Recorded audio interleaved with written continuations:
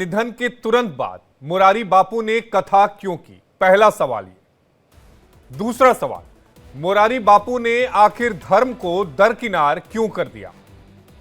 और तीसरा सवाल, सनातन का संदेश देने वालों ने क्यों नहीं निभाई सनातनी परंपरा?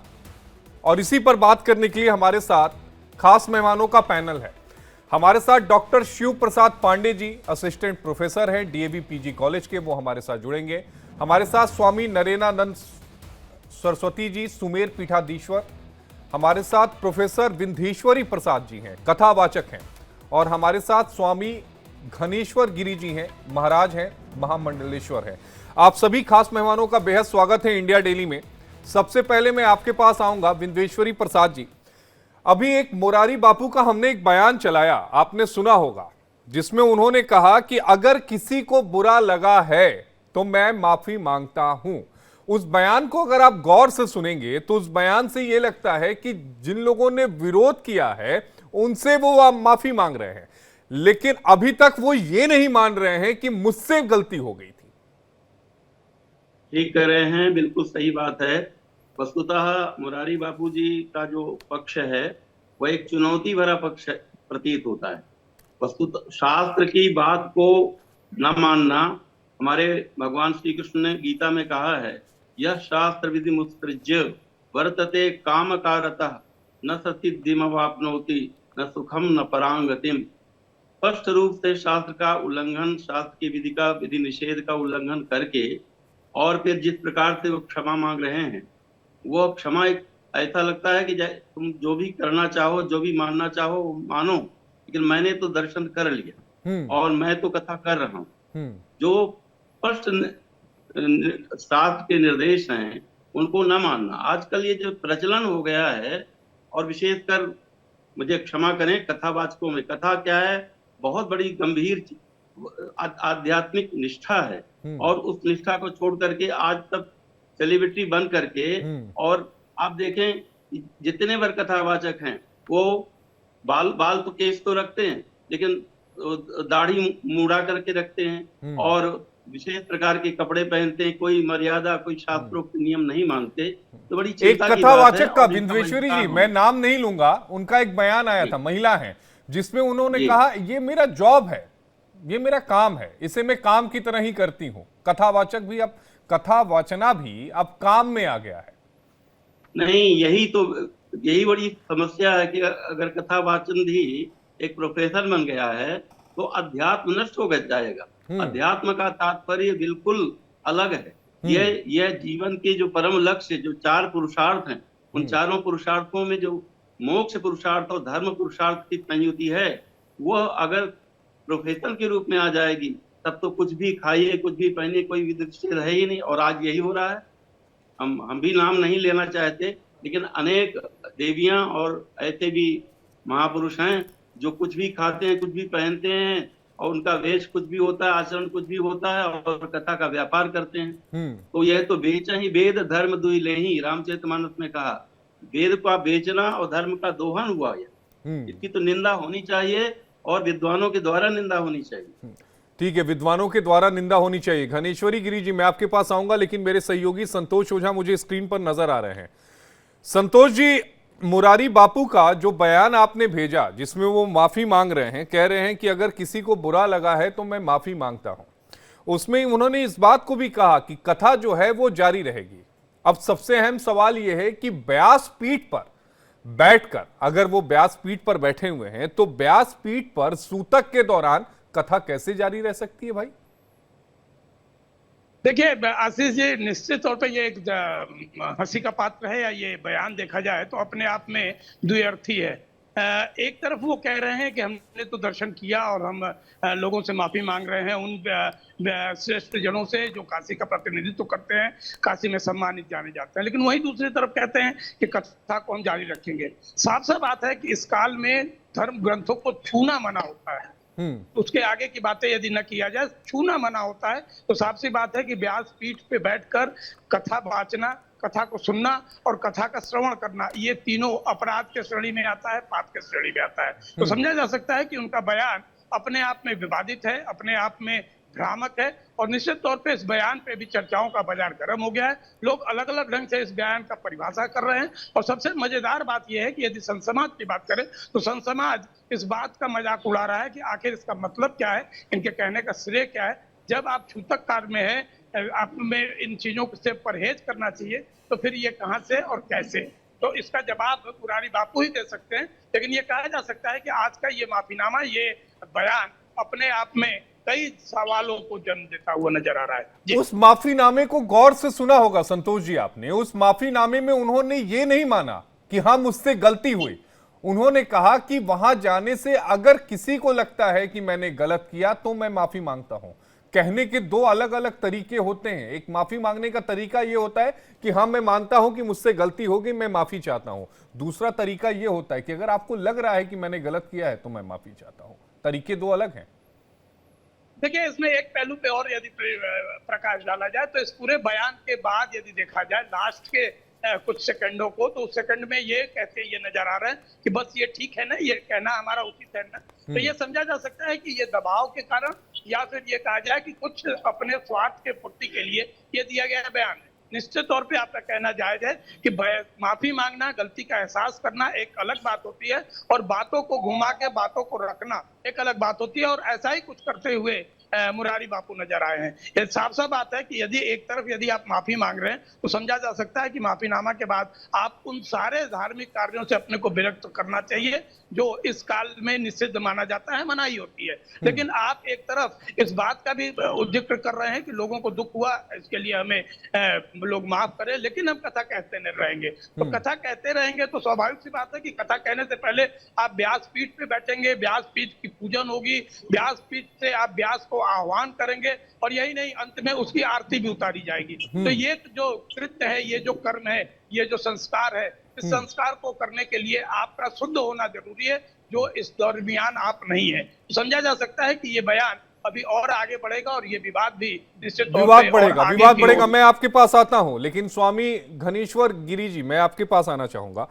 संतोष जी को आपने सुना, उनके बयानों को भी सुना, और उनके उस बयान को भी सुना कि कथा जारी रहेगी, मतलब कथा अभी भी करेंगे वो। देखिए, कहने का मतलब ये है कि मुरारी बापू जी पहले भी कई बार विवादों में आ चुके हैं। ये व्यासपीठ पर बैठ के अल्लाहू अल्लाहू भी करते हैं, लेकिन देश प्रतिक्रिया करता है, इनको कोई फर्क नहीं पड़ता है। और रही बात सूतक की, तो इनकी पत्नी का देहांत हुआ है। इनको देश के जनता के सामने भी और जितने भी धर्म गुरु हैं उन सब के बीच में रहते हुए भी इनको इन सब चीजों का पालन करना चाहिए, लेकिन इन्होंने इन सब चीजों को दरकिनार किया है। इस बात को ये कह सकते हैं कि अपने मन मुताबिक चलते हैं, लेकिन धर्म एक अलग नीति से चलता है।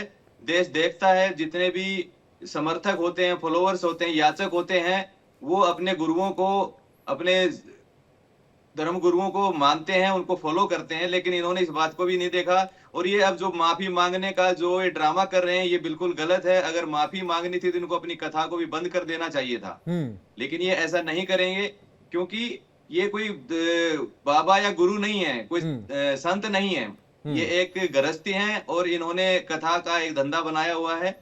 और ऐसे बहुत सारे ऐसे लोग हैं जो गृहस्थ हैं और नियमों को ताक पे रख देते हैं, क्योंकि इनका बड़ा नाम हो गया है तो ये सोचते हैं कि देश में कुछ भी करेंगे।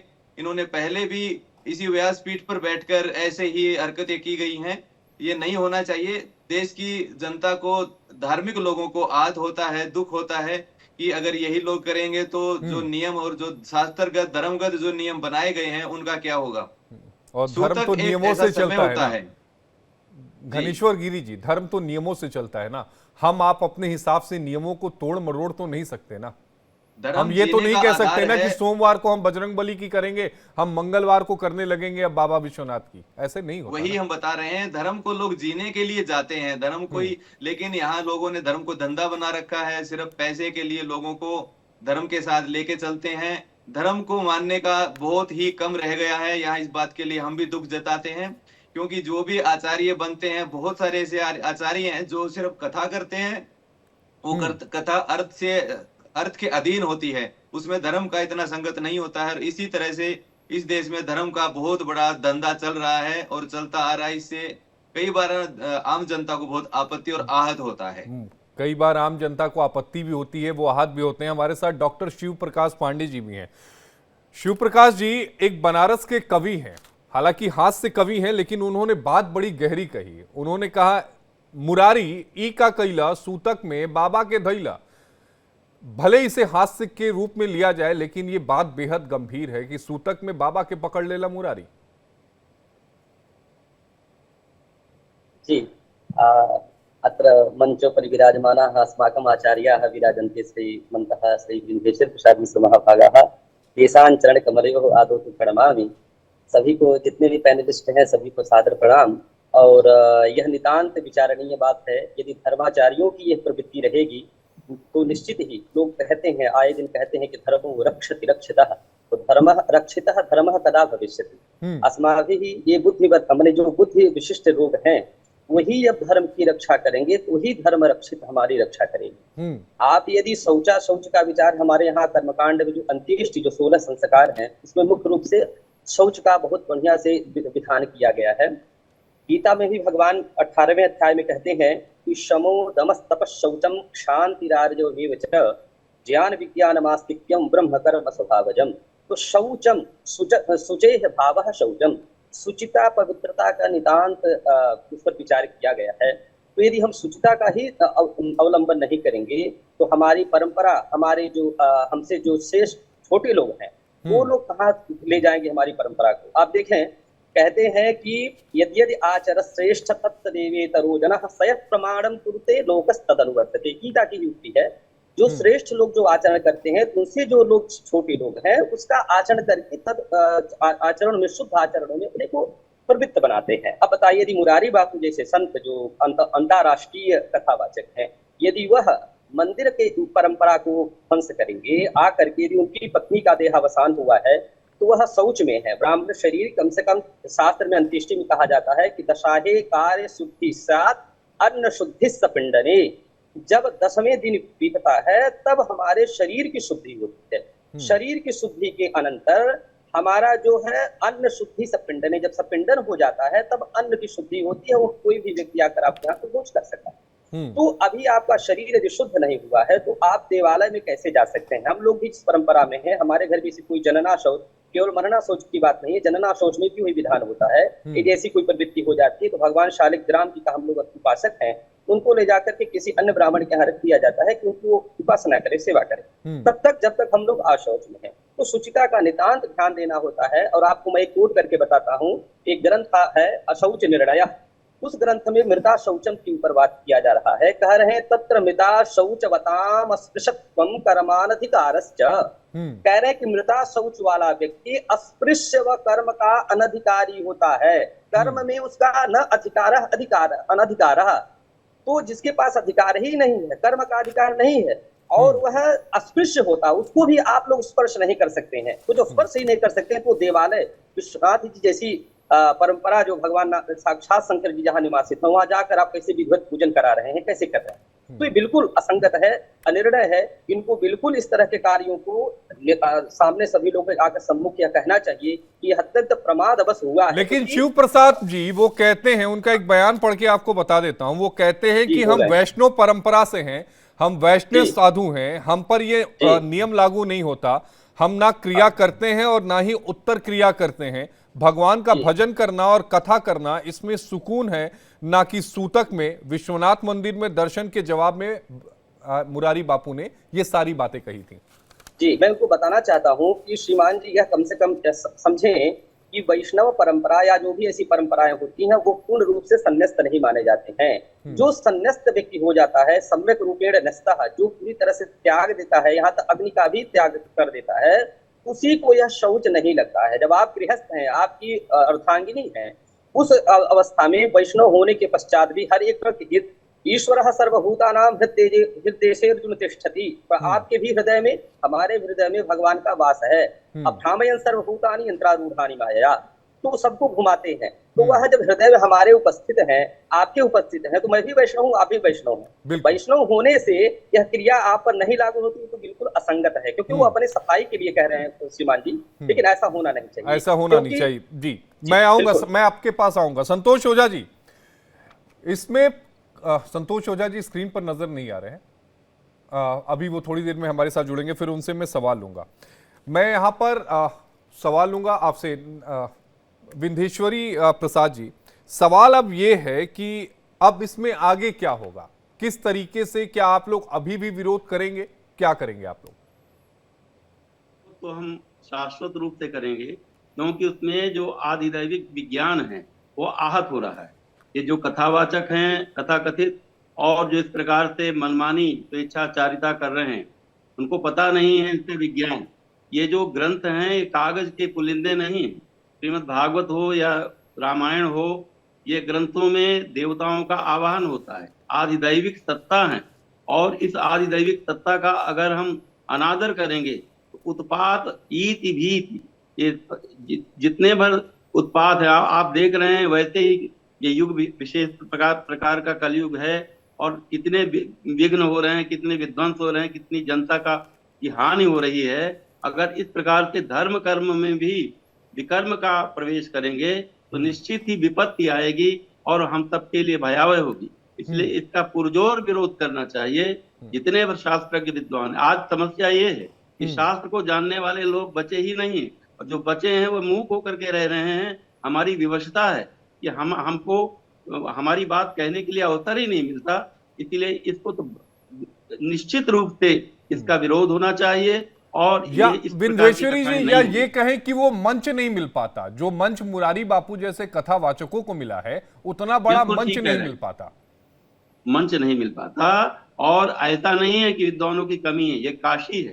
काशी में बड़े बड़े विशिष्ट विद्वान हैं, लेकिन आप जो कह रहे हैं बिल्कुल ठीक बात है, उनको कहीं बोलने का अवसर ही नहीं है। और बिना, ये हमारे मनु महाराज ने कहा है, ना पृष्ठा कस्यचित ब्रूयात्।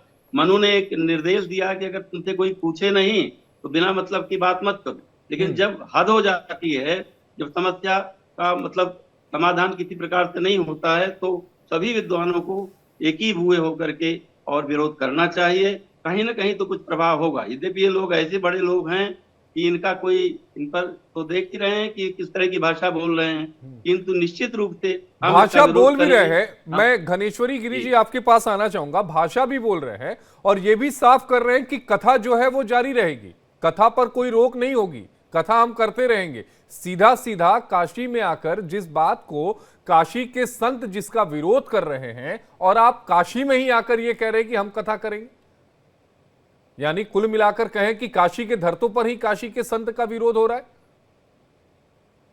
बिल्कुल इस बात को विरोध की दृष्टि से देखा जाएगा, क्योंकि अगर मुरारी बापू एक इतने बड़े कथावाचक होकर अगर ऐसी कार्य करेंगे तो आम जनता को क्या संदेश जाएगा? वो भी इसी तरह की धर्म से विरोध कार्य करने के लिए तैयार हो जाएंगे। आम जनता बहुत भोली भाली होती है, तो उनका बहुत ध्यान रखा जाता है। और जो भी हमारे ग्रंथों में जो लिखा गया है वो जीवन जीने का आधार है, उसको बिल्कुल भी नजरअंदाज नहीं किया जा सकता। शास्त्रों को नजरअंदाज नहीं किया जा सकता, क्योंकि शास्त्रों को जीवन के हिसाब से बनाया गया है और शास्त्रगत जीवन ही सरल होता है और सफल होता है। लेकिन जिस तरह से इन सब चीजों को ताक पर रखकर और ये कार्य किए जाएंगे, अच्छे से सबको जानकारी है कि सूतक लगने के बाद ना तो आप धार्मिक कार्य कर सकते हैं, ना आप मंदिर जा सकते हैं, ना आप पूजा पाठ कर सकते हैं। जब तक सूतक लगा है आपको इंतजार करना चाहिए, और सूतक काल के बाद शुद्धिकरण करने के बाद आप धार्मिक कार्य कर सकते हैं। ये शास्त्रों में लिखा हुआ है और नियम संगत यही है। लेकिन अगर इस तरह से शास्त्रों को ताक पर रखकर और मनमानी की जाएगी तो क्या संदेश जाएगा आम जनता के ऊपर?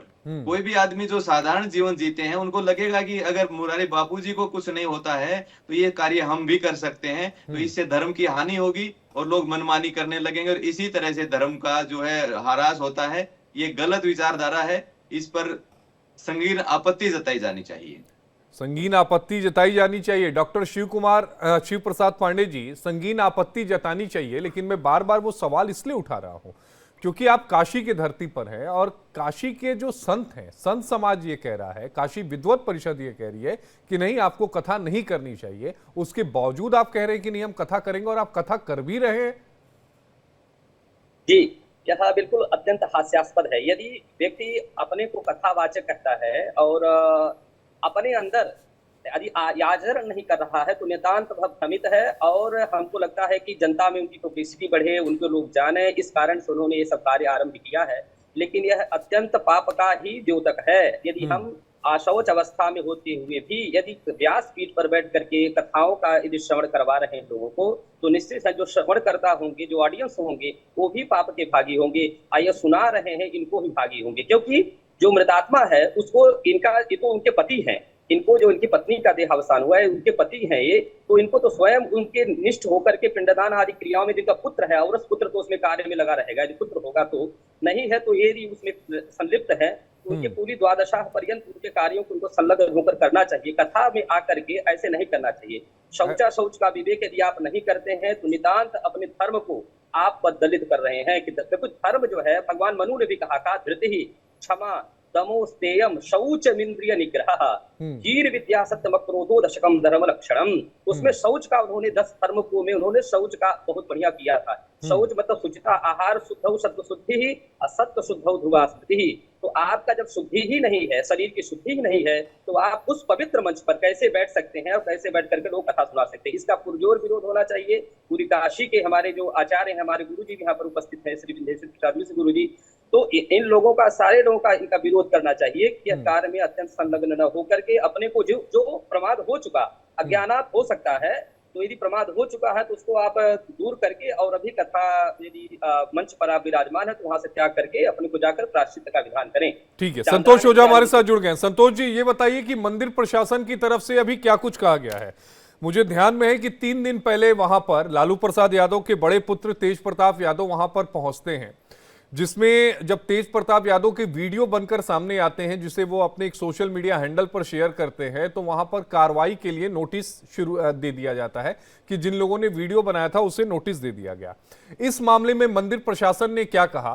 क्योंकि 2021 में जब काशी के ही एक संत ने, वहां के जो मुख्य पुजारी हैं, उन्होंने जब एक पूजा कराई थी तो 1 साल के लिए उनको चंदौली ट्रांसफर कर दिया गया था। इस मामले में क्या हुआ अभी तक? देखिए, निश्चित तौर पे ये कहा जा सकता है कि तेज बहादुर यादव जब बनारस आए और काशी दर्शन के लिए बाबा विश्वनाथ के दरबार में पहुंचे, उन्होंने एक रील बनाई और रील बना के अपने ट्विटर हैंडल पे उन्होंने डाला। उसके बाद स्वतः संज्ञान में मंदिर लेते हुए उन सुरक्षा कर्मियों को नोटिस दिया जिन्होंने उनके साथ फोटोग्राफी की, रील बनवाई, और यही नहीं, प्रश्न ये लगाया गया, उनके जवाब ये पूछा गया कि आखिर किन कारणों से ये रील वहां पे बनाई गई उन क्षेत्र में जहाँ पे कैमरा प्रतिबंधित है, जहाँ फोटोग्राफी प्रतिबंधित है। अब प्रश्न ये उठता है कि जब मंदिर में फोटोग्राफी प्रतिबंधित है और लालू यादव के बड़े पुत्र के फोटोग्राफी पे स्वतः संज्ञान लिया जाता है, तो क्या ये मंदिर प्रशासन भी मुरारी बापू जैसे संत को ये बात का आगाह करेगा कि इस सूतक काल में वहां पे जाके दर्शन करना, शिवलिंग को स्पर्श करना और मंदिर का संक्रमण करना कहाँ तक उचित और अनुचित है? तो जो प्रश्न आपका है उसका जवाब जो आया है वो ये कि मंदिर प्रशासन पूरे मामले में कौन साथ रखता है, बोलने से कतरा रहा है, फोन करने पे वो सीधा कह रहा है कि इस विषय पे अभी हम बोलने के लिए एथराइज नहीं है, हम इस विषय पे विचार कर रहे हैं। उसके बाद अब रही बात जांच कर रहे हैं, संतोष जी 24 घंटे हो गए जांच कर रहे हैं, जांच किस बात की कर रहे हैं? निश्चित तौर पे ये कहा जाएगा कि ये टाल मटोल करने का एक तरीका है, ये बातों को बढ़ाने का या बातों को खत्म करने का एक तरीका है।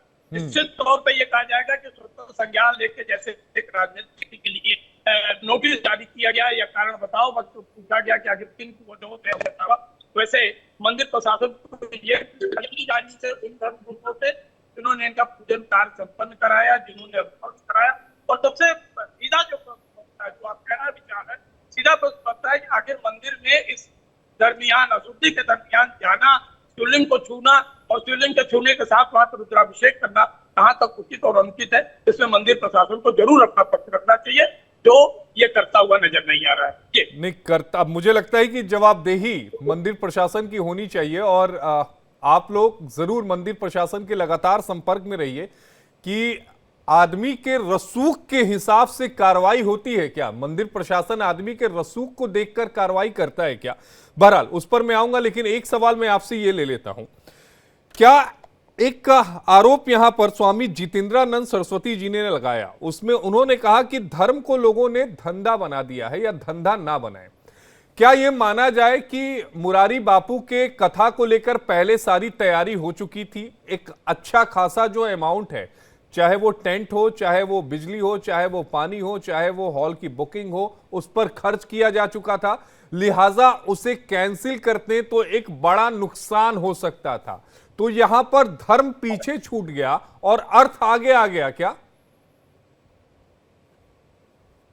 देखिए, आपका प्रश्न जो है एकदम जायज है और निश्चित तौर पे ये दोहरा प्रश्न का जवाब होगा। ये पहला जवाब ये कि जहां यदि धर्म की बात होती है, आप धर्मगुरु के रूप में प्रतिष्ठापित हैं, समाज आपको सुनता है, अनुसरण करता है और आप समाज को ये बताने का प्रयास करते हैं कि हम उन बातों का उल्लेख करते हैं, उन बातों को लोगों तक रखते हैं, आप तक रखते हैं जो धर्म ग्रंथों में कहा गया है। तो ये वो कैसे भूल जाते हैं कि धर्म ग्रंथ में ये भी कहा गया है कि इस अशुद्धि के काल में आप धर्म ग्रंथों का वाचन नहीं करेंगे, आप धर्म स्थलों पे नहीं जाएंगे, आप पूजा पाठ से अपने को विरक्त रखेंगे और यही नहीं, वेद व्यास और वेद पीठ जैसे पवित्र जगह से कथा वाचन नहीं करेंगे। तो यहाँ पे उनका एक दृष्टिकोण अलग होता है। और जो दूसरा प्रश्न का पहलू है, निश्चित तौर पर यह कहा जाएगा कि इसमें यदि देखा जाए तो ये अर्थ प्रधान है और जो लोगों का आरोप है, चाहे वो चंद्रानंद हो, नरेंद्रानंद हो, विनय पांडे हो या फिर दूसरे जो यहाँ के धर्मगुरु और धर्म के रक्षक हैं या फिर जो धर्म की बातों को आगे बढ़ाने के लिए सतत प्रयत्नशील रहते हैं,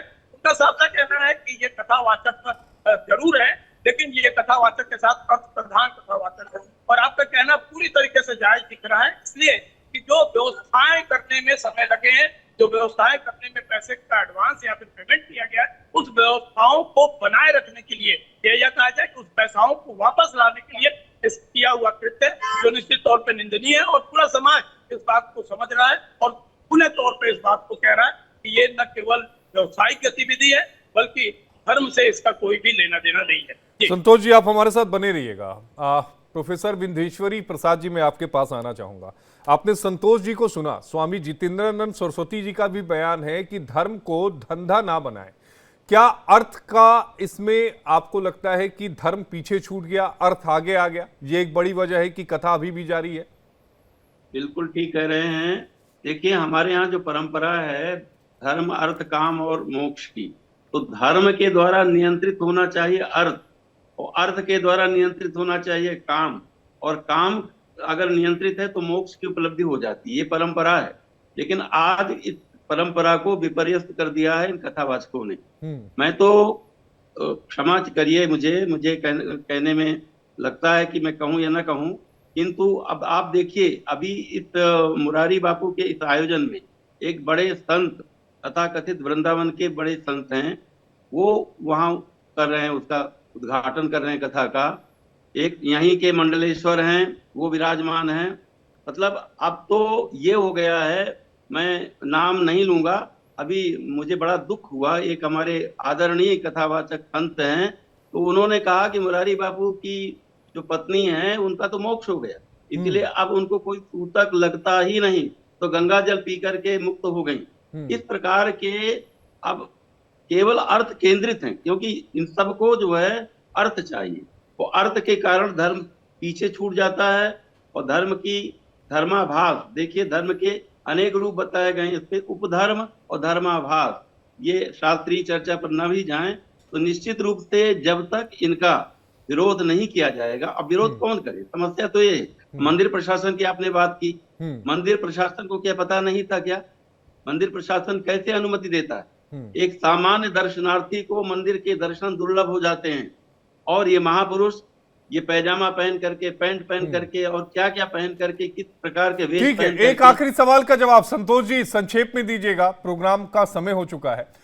इस मामले में अब आगे क्या होगा? क्योंकि अभी तक जितने भी संत समाज को मैंने सुना, चाहे बयान सुने हो, चाहे हमारे पैनल में बैठे हो, साफ तौर पे कहना है कि सूतक के दौरान आप कथा नहीं कर सकते। यानी काशी की धरती पर काशी के संतों की बात को अनसुना करके कथा को जारी रखना, ये पूरा विवाद आपको कहां जाता हुआ दिख रहा है? संतोष जी संक्षेप में जवाब दीजिएगा। ये दो लाइन की हुई है। एक लाइन जो धर्म की बात कर रहे हैं, जो धर्म ग्रंथों की बात कर रहे हैं, जो धर्म में उल्लेखित बातों का उल्लेख कर रहे हैं, जो काशी के संतों की महात्मा है। दूसरी लाइन खुद की खींची हुई मुरारी बापू जी की है, उनका ये कहना है कि हम कथा को जारी रखेंगे। तो निश्चित तौर पे ये दोनों लाइन अलग अलग दिशा में बह रही है, लेकिन जो आगे होगा वो निश्चित तौर पे ये कहा जा सकता है कि विरोध का क्रम आगे बढ़ेगा।